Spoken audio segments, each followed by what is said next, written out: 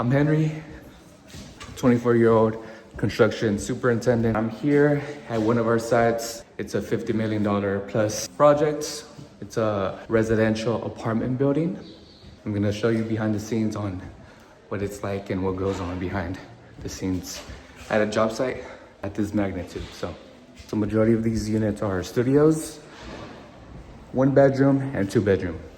So they're covering the flooring after it's done, just so it doesn't get damaged, especially because there's no countertops yet. So flooring here is done. Vinyl flooring. They're gonna cover the flooring so the cabinets, countertops, and the appliances can be installed. So here too, flooring is done. They're gonna protect it. The cabinets, we could put our countertops after. So the prepping the floor before they actually put the geomats and the vinyl flooring. So this is all prepped. I think waterproofing. Putting AVM 520. And then they're gonna put drainage board.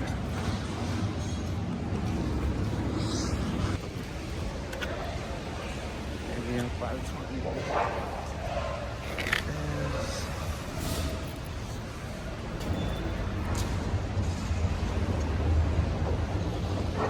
I get that.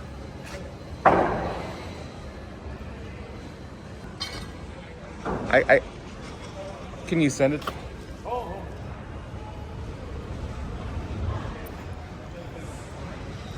Like the joint test, because then we can go forward. You know what I mean? Got it. Sounds good. Okay. So this is our this is one of our only units where we haven't done production drywall. And it's because we have a few issues here. One was the straight edge had to be done, and the window review, which they did do. Here, let me flip it. So that's all finished. Shims are all in place. Everything installed.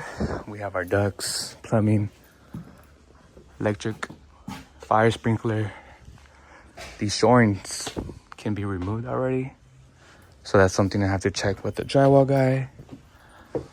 What else? The shoring was placed to support the stacks of drywall that were stacked in the units above, in the floors above. But now that the drywall is all done on our level 5, 6, and 7 floor, we can remove these shoring posts, which are not necessary no more.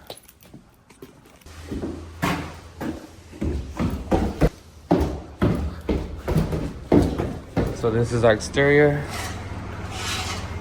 This is a balcony, divider screen. We have a sliding door. Stucco is done, finished, white, dark gray. And this is the unit. Kitchen, living room, bedroom, and then a closet. For this, we still need the sliders, bypass.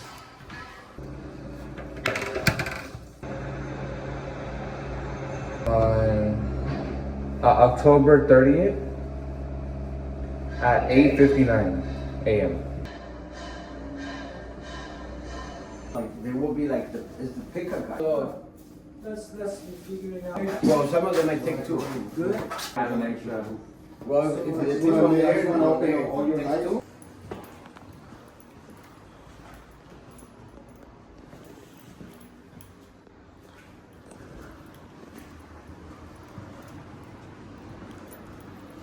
This geomat underlayment typically always goes under the LVT vinyl flooring on the concrete levels. So after they install that, they put the vinyl flooring, which is this.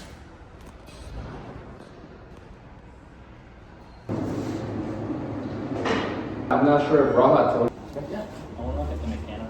When I'm not walking the site, which honestly, I don't do too much of, but when I'm not walking the sites, I'm here in the office. I don't walk that much. And it's not a flex, or it's not nothing bad or good. It's just my role description is me just focusing on the details, the data. Many subcontractors on the field, or many personnel on the field, don't actually know what's going on behind the scenes. And it's cool because this role helps me understand what's going on behind the scenes and what needs to be done in order to proceed and try to expedite what's going on the field, because it's two separate things. Early on, starting in construction, being on the field, I would just say, hey, I need this, and I would always blame my project manager. I would always blame the superintendent and say, hey, you're not providing this, it's your fault that we're being delayed, which is kind of true. But at the same time, I didn't understand or comprehend that there's so much going on in the background. Like, for example, submittals. I didn't know that RFIs had to be answered before we can proceed. I didn't know that change orders and actual costs, to either the owner or the general contractor, had to be paid before certain activities can begin. Nothing is free, and when it's over $10,000, $20,000, $30,000, $50,000, $80,000, I mean, someone is paying for that. And sometimes the owner is hesitant. The owner needs backup. The owner needs to know why these costs are being brought to him. And these owners, they're already paying for a big project to go on. And when these costs are being brought up by the subcontractors, there's a push from the owner not signing these change orders or these extra costs. And how does that affect the site? These subcontractors won't start any work activity until the actual change order. So a change order is basically an added scope of work after the contract is signed between the subcontractor and the general contractor.